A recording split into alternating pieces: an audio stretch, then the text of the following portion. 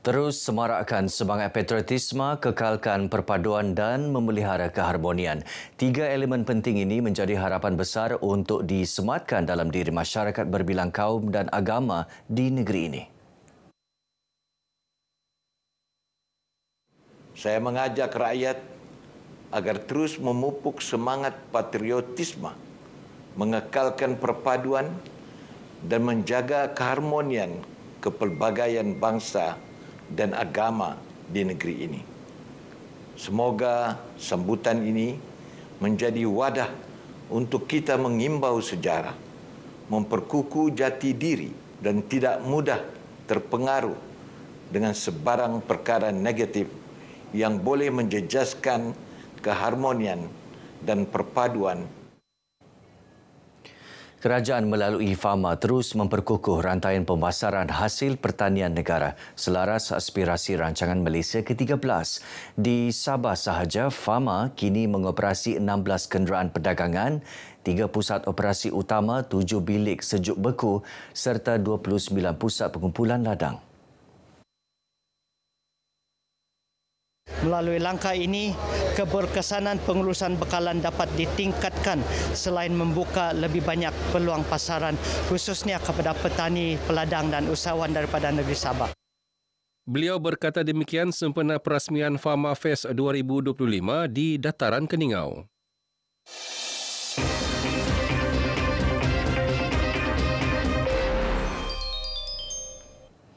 Di tanah yang dulunya sunyi, kini akan terbinanya sebuah mercu tanda harapan. Akademi Binaan Malaysia Kampus Sabah bukan sekadar bangunan tapi simbol kebangkitan. Kebangkitan tenaga muda, mahir dan bersedia memacu masa depan Sabah. Iswadiman Syamsuddin ada laporannya. Dengan nilai pelaburan RM130.6 juta, kampus ini akan mengubah wajah Berigis Papar bukan sahaja secara fizikal, malah ekonomi dan sosial. Disempurnakan oleh Ketua Menteri Sabah, Datuk Seri Panglima Haji Jinor bersama Menteri Kerja Raya, Datuk Seri Alexander Nantalinggi. Projek ini memberi nafas baharu kepada impian belia Sabah.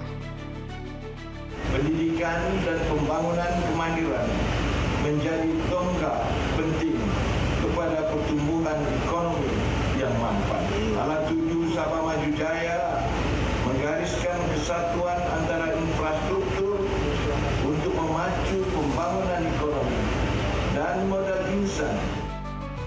Dibangunkan di atas tanah hampir 14 hektar, kampus ini dilengkapi fasiliti terkini, bengkel moden, blok akademik, asrama selesa, kompleks sukan, surau dan pusat digital berteknologi tinggi yang mampu menampung sehingga 700 pelatih pada satu masa.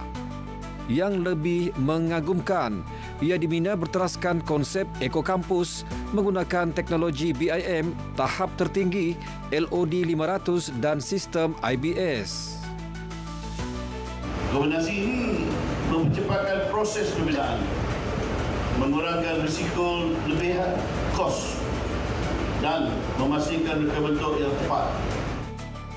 Sejak 2001, ABM Wilayah Sabah melatih lebih 196,000 belia. Tahun ini sahaja, lebih 7,000 individu menerima manfaat latihan dengan 85% berjaya mendapatkan pekerjaan. Bukan janji, tetapi bukti.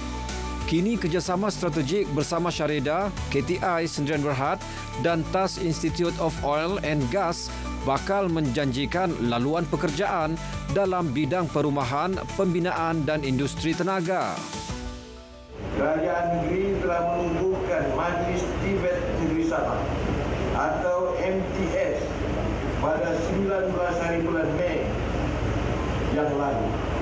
Di sinilah Akademi Binaan Malaysia ABM Sabah tampil sebagai rakan strategik kerajaan negeri.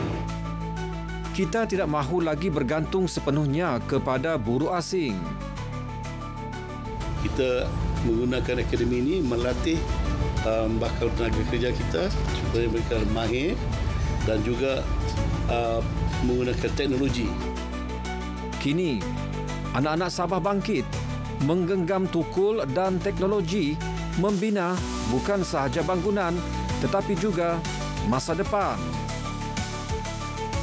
Pembinaan kampus ABM wilayah Sabah ini bukan sahaja melambangkan komitmen kerjasama kerajaan Madani dan Sabah dalam melahirkan lebih ramai belia tempatan berkemahiran tinggi dalam industri pembinaan, malah mengurangkan kebergantungan terhadap pekerja asing di negara ini. Iswadiman Syamsuddin, RTM.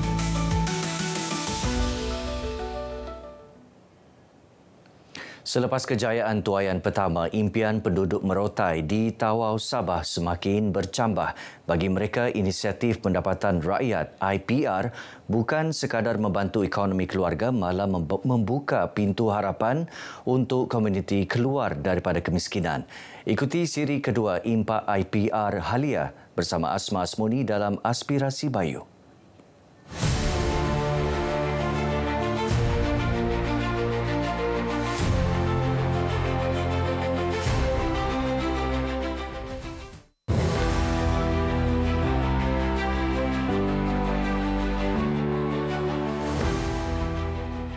Saya berharap agar program ini diperkasakan untuk memastikan peserta-peserta atau masyarakat yang masih tergolong dalam B40 maupun IKASI diberi ruang untuk mereka terlibat untuk mengeluarkan mereka daripada garis kemiskinan. Seperti kami yang memang tidak ada tanah lah kan, memang amat baiklah PPK yang beri peranan yang besar untuk kami membantu. Memang banyaklah membantu rakyat dalam IPR ni. IPR Tanaman Halia ini telah mengubah lanskap ekonomi Merotai. Kejayaan ini turut membuka potensi untuk pengembangan kawasan tanaman serta peningkatan jumlah peserta bagi fasa seterusnya. Ia membuktikan bahawa pendekatan yang berasaskan produktiviti, bimbingan teknikal dan jaminan pasaran mampu menghasilkan impak sebenar kepada komuniti luar bandar. Kini, potensi tanaman lain seperti nangka madu, kelapa dan projek perikanan laut sedang diteroka agar manfaatnya lebih meluas. Kami tidak tertumpu kepada tanaman halia, tetapi kami juga sebenarnya cuba melihat peluang-peluang lain seperti nangka madu. Kita juga melihat kepada macam kelapa. Syarikat Ginger Borneo Sdn Bhd menjadi pemacu ekonomi halal dan ekspor. Usaha kini tertumpu mendapatkan piawaian antarabangsa untuk menembusi pasaran Australia dan global.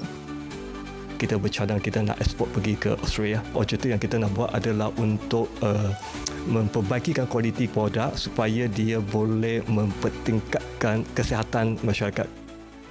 Sasaran seterusnya 400 peserta integrasi dengan syarikat makanan dan farmaseutical serta penggunaan analisis data raya untuk mengoptimumkan hasil.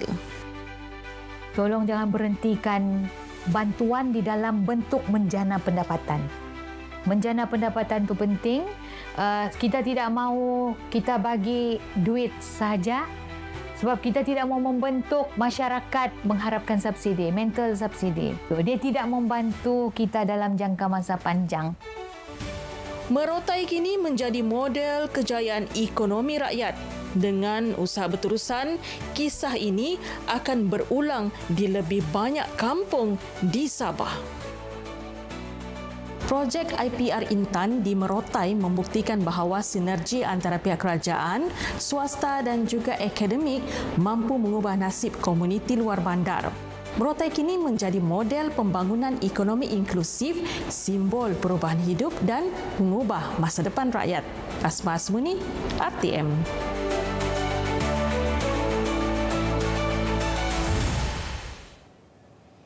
Baik saudara, sekian paparan Berita Pagi Sabah kali ini. Menyusul selepas ini Berita Pagi Sarawak bersama Fadril Hisham Afandi.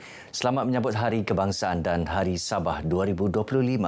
Malaysia Madani, rakyat disantuni.